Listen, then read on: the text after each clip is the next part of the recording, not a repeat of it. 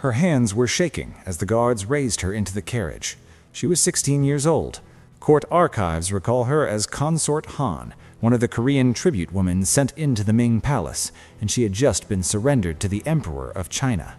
Her mother sobbed as she signed the document. She couldn't write, so she used an ink mark. One less daughter to feed, one less mouth in times of famine. Han journeyed for weeks in a sealed carriage alongside 15 other Korean maidens. They couldn't look outside. They couldn't speak to each other. One girl who tried to flee was dragged back with her hand crushed. She died of infection days later. Her body was left at the side of the road. The others learned the lesson. Resistance was not an option. When the gates of the Forbidden City closed behind her, Han discovered that serving the Son of Heaven had nothing to do with honor. She would live 16 years inside those walls. She would watch an entire harem disappear in a single night. She would plead to see her mother one last time, and she would die in white silk. Subscribe if you're new, and leave a like if you want us to keep unearthing these stories, because what comes next is worse. Han's story began the way tens of thousands of others did, with a system designed to harvest young women like crops. When people think of Chinese imperial concubines, they imagine something graceful, beautiful women in embroidered silks writing poetry, a life of luxury serving the most powerful man in Asia. That image is propaganda. The imperial concubine system existed for over 2,000 years. During that time, tens of thousands of women vanished behind the red walls of the Forbidden City. And what most people don't understand is this. Concubines were not wives. They weren't considered human under imperial law. They were classified as precious objects, literally equated to porcelain vases. Every 3 years, imperial officials traveled through the provinces in what they called the Shu Nu selection. Sounds elegant. Don't be fooled. It wasn't an audition. It was a forced harvest. During the Ming Dynasty, no family was exempt. All unmarried young women of eligible age had to be presented. Hiding a daughter was a crime punishable by death for the entire family. Candidates were examined by eunuchs and palace physicians. They checked every inch of their bodies for imperfections, birthmarks, scars. Any defect disqualified them. Those who passed were taken. Families received minimal compensation, but refusing the money meant admitting treason against the emperor. The system didn't need to abduct. Poverty handled that. And what became of the families left behind? Most never heard from their daughters again.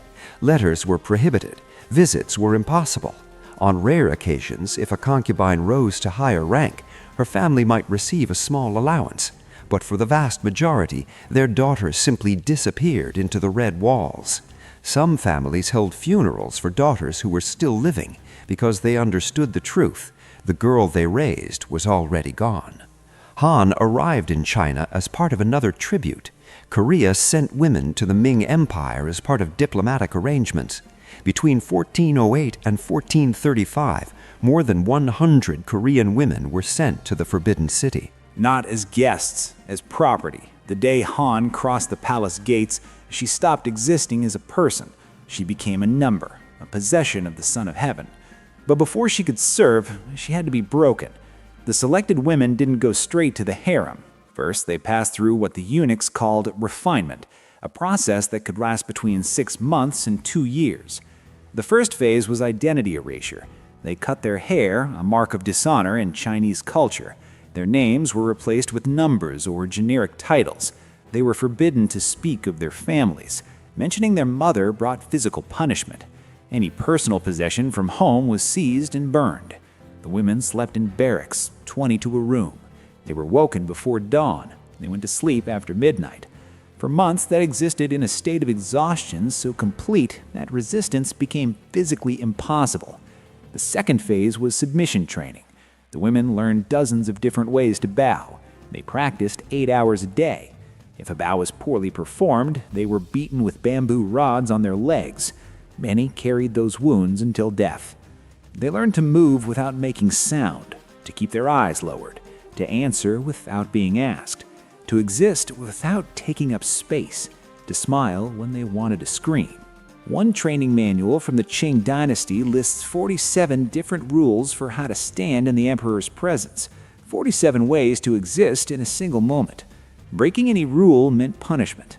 The third phase was preparation to serve the emperor. I won't go into graphic details, but historical documents describe a systematic process designed to erase any physical or psychological resistance. The women were examined monthly. Those judged inadequate were subjected to treatments that palace records describe with clinical coldness. Palace medical files outline the procedure with chilling detachment. Notes from 1723 referred to candidates showing resistance and preparation protocols that required multiple sessions. The clinical language barely concealed what was being done to these women behind palace walls. Administrative records, official documents written as if they were discussing training horses. After months of this, the women who survived were considered ready to enter a world where their suffering had only just begun. After training, the girls entered the official system, and here began another form of hell. The hierarchy was ruthless. At the top, the empress, the emperor's only official wife. Below her, the imperial consorts, then high-ranking concubines divided into multiple tiers, and at the bottom, common concubines, sometimes hundreds of them, and preparation women, girls whose fate had not yet been decided. Your rank decided everything: the amount of food you received, the shade of your clothes, the size of your room, the number of servants, even the kind of dishes you ate from. The empress received more than 22 pounds of prime meat every day.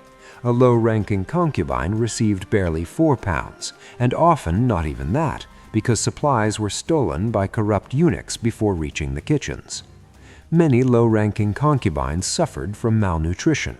Their teeth fell out, their hair thinned, they aged decades in years, and the cruelest irony, their declining appearance made them even less likely to be summoned. It was a downward spiral built into the system. The emperor didn't visit his concubines, they were summoned. Every night, a eunuch presented the emperor with wooden tablets bearing the names and portraits of available women. The emperor pointed to one, and then the ritual began. The chosen concubine was taken to the bathing palace.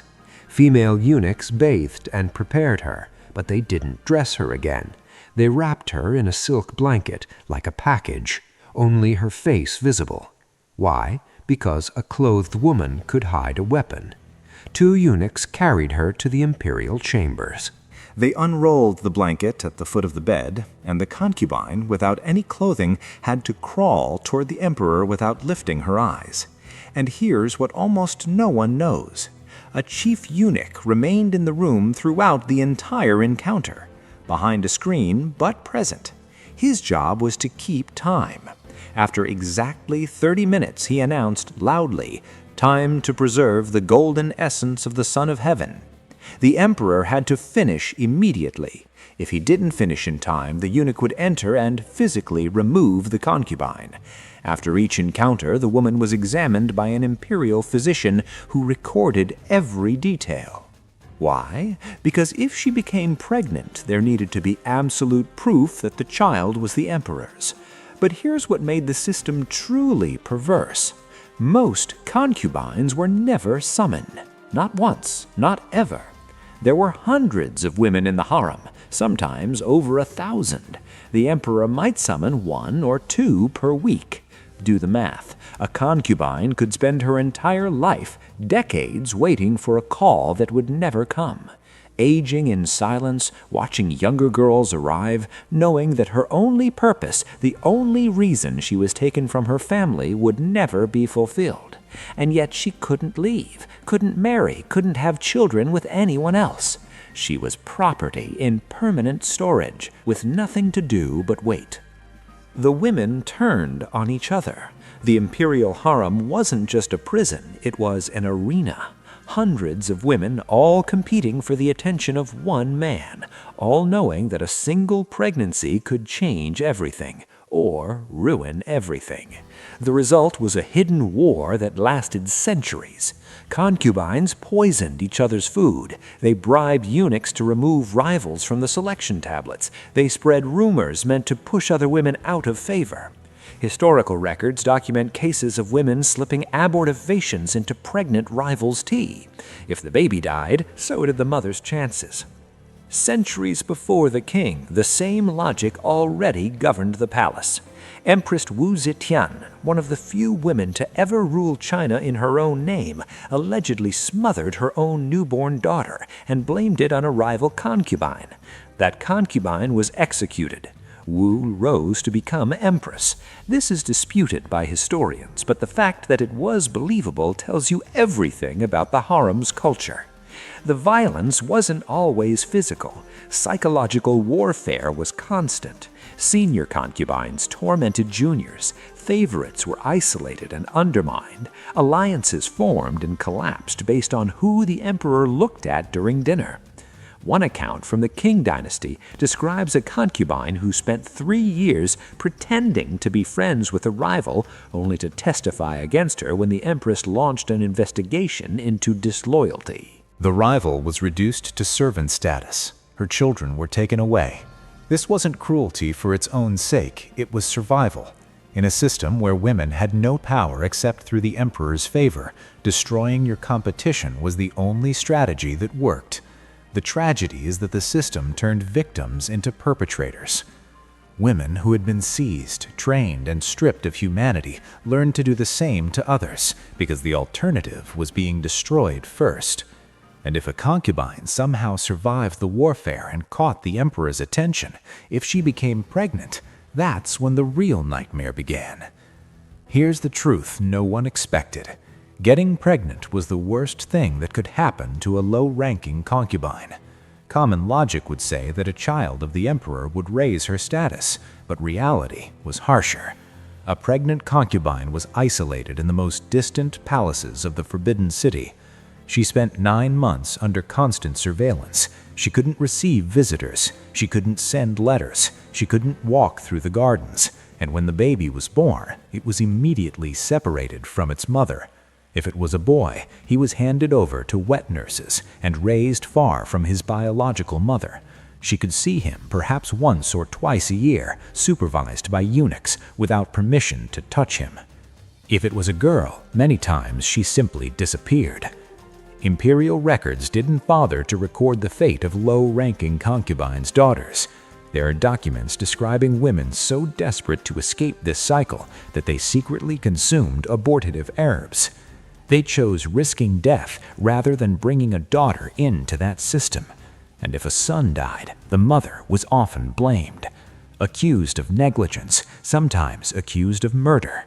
Even when children died of common illnesses, the mother could be demoted, exiled to distant palaces, or worse. One concubine during the Qing Dynasty lost 3 children to smallpox. She was accused of carrying poisoned karma and spent her remaining 40 years confined to a single room, forbidden from seeing any other member of the imperial family. Her crime was burying her children. Her punishment was dying alone.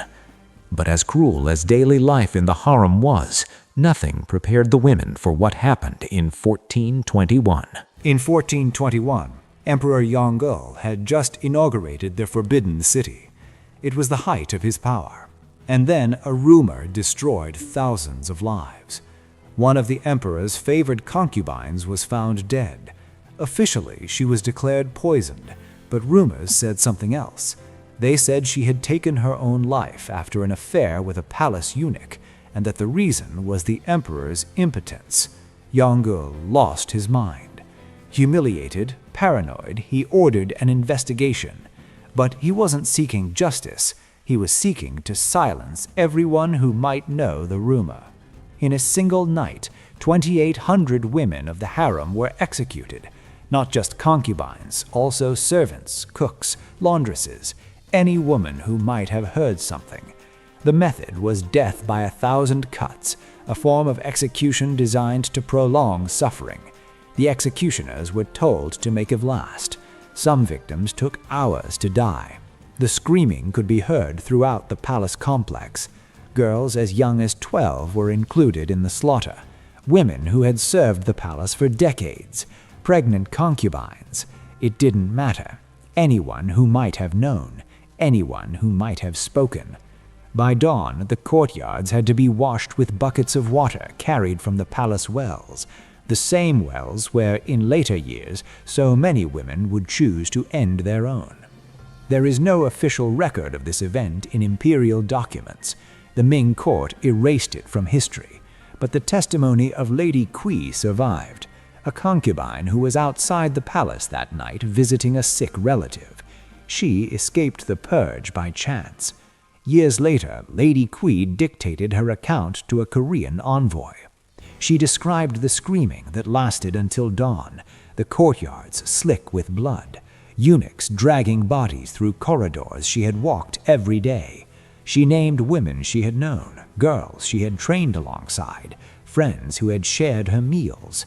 Her testimony was preserved in Korean diplomatic archives where Ming censors couldn't reach it. It remains one of the only first-hand accounts of what happened that night. Lady Kui herself didn't escape for long. When Emperor Yongle died 3 years later, she was among the women selected for accompanying sacrifice. Her last recorded words, preserved by the same Korean envoy, "I survived the night of blood, only to die in silk." Han, the young Korean woman from our story, also survived the massacre. She was among the few who weren't executed, but her relief was short-lived. 3 years later, when Emperor Yongle died, Han was included in the list of women chosen for eternal honor. During the Ming Dynasty, there was a practice called xunzang, which means accompanying sacrifice. When an emperor died, his favored concubines were buried with him alive. The logic was simple and terrifying. The emperor would need company in the afterlife, and what better company than the women who had served his desires in life. 3 days after the emperor's death, eunuchs compiled a list of the selected. Between 5 and 30 women, depending on the emperor, the chosen ones received a last lavish meal. Delicacies they had never tasted, wine they were usually forbidden to drink. Some accounts described musicians playing while the women ate, as if it were a celebration. Then 2 options. The first, hang themselves willingly with white silk cords. This was considered an honorable death. The woman's family received financial compensation and official recognition. Some families urged their daughters to accept willingly, knowing the alternative was worse. The second, refuse. In that case, eunuchs would hang them by force or drug them with opium until they lost consciousness. Their bodies, some still drawing breath, were placed in seated positions in chambers around the main tomb, arranged as if they were waiting, attending, serving, even in death. In 1958, archaeologists opened the tomb of Emperor Jingtai. They found remains of 16 women inside chambers, all seated. Analysis revealed cervical trauma from hanging, but 3 skeletons showed signs of struggle, broken bones, scratch marks on the stone walls. They were buried alive, and they tried to escape. This practice was abolished in 1464, not out of mercy, but because the families of the victims were beginning to cause political trouble. Han wasn't that fortunate. She died in 1424, 30 years before the abolition. When she begged to be allowed to return to Korea to care for her elderly mother, the new emperor denied her petition.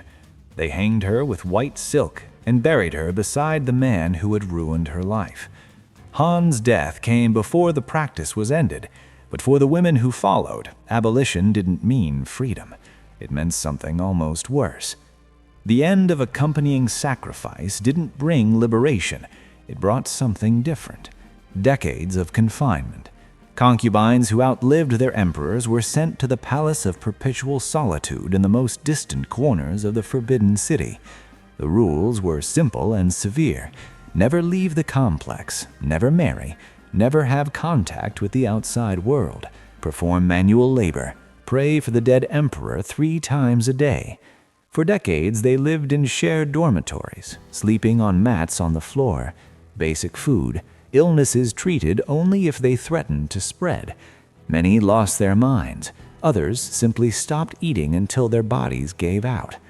The most common way out was drowning in the garden wells. During the 18th century, an average of 12 bodies were pulled from those wells per year. Guards removed them at night without ceremony, without official record, just one less number. The youngest recorded widow was 14. She had been wed to an elderly emperor for 3 months before he died. She spent the next 61 years in the Palace of Perpetual Solitude, 75 years old when she finally passed, having spent her entire adult life mourning a man she barely knew. The last imperial concubine died in 1946. Her name was Wan Er, the final empress of China. She spent her last years in a communist prison, addicted to opium. Having lost all her children, she died alone at 39 years old. She was buried in an unmarked mass grave. The concubine system officially ended, but the Forbidden City still stands, and what it chooses to remember and what it chooses to forget tells you everything. Today, 14 million tourists visit the Forbidden City every year. They walk through the golden courtyards, they admire the yellow roofs, they take